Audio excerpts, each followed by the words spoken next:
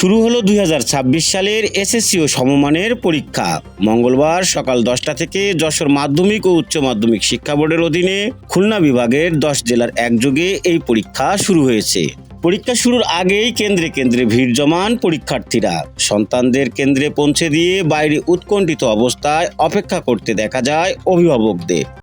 আমার বাচ্চার প্রিপারেশন আল্লাহর রহমতে মোটামুটি ভালো, অনেক ভালোই বলবো। এখন বাকি আল্লাহর ইচ্ছা। তো আমাদের মাদের বাবাদের সবারই সব আরো অনেক গার্জিয়ান আছে, তাদেরও বাচ্চা দিয়ে তারাও খুব মানে ইসে আছে, টেনশনের মধ্যে আছে। তো আসলে দোয়া করছি সবার জন্য, যেন সব বাচ্চা খুব ভালো রেজাল্ট করতে পারে, সবার বাবা মার মুখে যেন হাসি ফোটে। এই দিনটার জন্য আমরা সবাই গার্জিয়ানরা অপেক্ষা করে আছি। এই দীর্ঘ 10 বছর প্রতীক্ষার পর আমরা আজ এই পর্যন্ত, এখন আজকে এসএসসি পরীক্ষা শুরু হচ্ছে এবং সে যশোর নিউটন গার্লস স্কুল উপশহর এখানে পরীক্ষা দিতে আসছে। পরীক্ষা শুরুর পর বিভিন্ন কেন্দ্র পরিদর্শন করেন যশোর শিক্ষা বোর্ডের চেয়ারম্যান অধ্যাপক আসমা বেগম। তিনি জানান, প্রশ্ন ফাঁস রোধ এবং নকলমুক্ত পরিবেশে পরীক্ষা সম্পূর্ণ করতে জিরো টলারেন্স নীতি গ্রহণ করেছে বোর্ড। কোনো জায়গা থেকে আমরা যে এই পর্যন্ত কোনো অপ্রীতিকর ঘটনা বা কোনো ধরনের অ্যানোমেলি আমরা এখনো পাইনি, এটা একটা পজিটিভ দিক। আর হলো কেন্দ্রগুলোতে আমরা একটা কেন্দ্রে এখন পর্যন্ত ভিজিট করতে পারলাম, খুব সুন্দর পরিবেশে পরীক্ষা হচ্ছে, কোনো জায়গা থেকে কোনো সমস্যাও আমাদের কাছে আসেনি এবং আমি আশা করি এই পরীক্ষাটি খুব সুন্দর সুষ্ঠুভাবে সম্পন্ন হবে।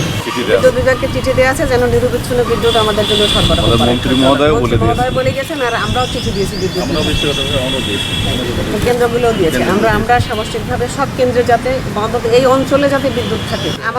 আমরা কেন্দ্র সচিবদেরকে নির্দেশনা দিয়েছি কোনোভাবেই যেন এই প্রশ্ন আগের দিনের প্রশ্ন পরের দিনে নিয়ে আসা বা পরের দিনের প্রশ্ন আগের দিনে নিয়ে আসার ঘটনা না ঘটে। সেই সাথে একটা প্রতিরোধমূলক ব্যবস্থা আছে, সেটা হলো ট্যাগ অফিসার, কেন্দ্র সচিব এবং যিনি দায়িত্বপ্রাপ্ত পুলিশ থাকবেন, তারা 3 জনের স্বাক্ষরে কোশ্চেন খুলবেন, যাতে ডেট এবং সাবজেক্ট কোড মিলে, প্রশ্ন সেট সাবজেক্ট কোড সব কিছু মিলিয়ে খুলবেন।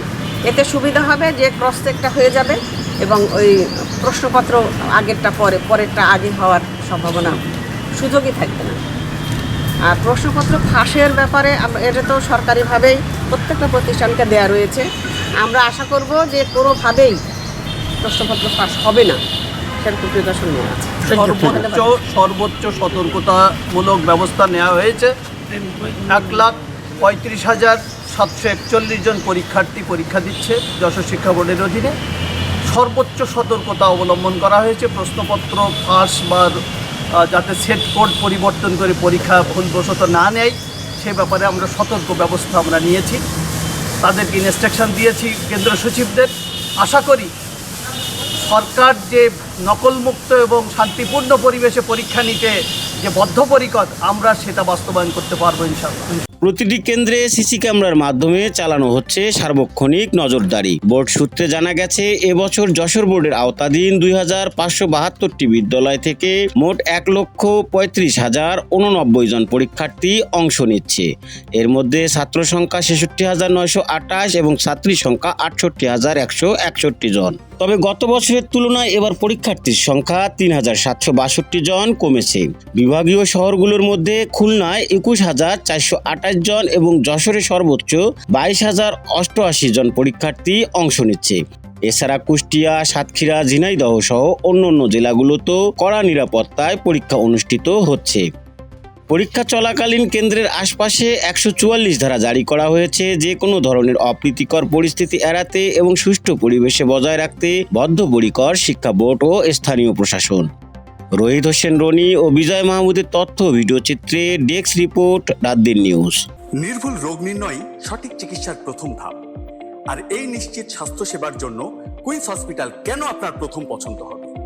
যশোরে আমরাই দিচ্ছি সর্বাধুনিক ও সর্বোচ্চ কোয়ালিটির মেশিনারিজের নিশ্চয়তা, যেখানে এক ছাদের নিচে সুবিশাল ও মনোরম পরিবেশে সব ধরনের পরীক্ষা নিরীক্ষা করা হয়। আপনার ও আপনার পরিবারের সুস্বাস্থ্য নিশ্চিতে কুইন্স হসপিটাল আছে সবসময় আপনারই পাশে।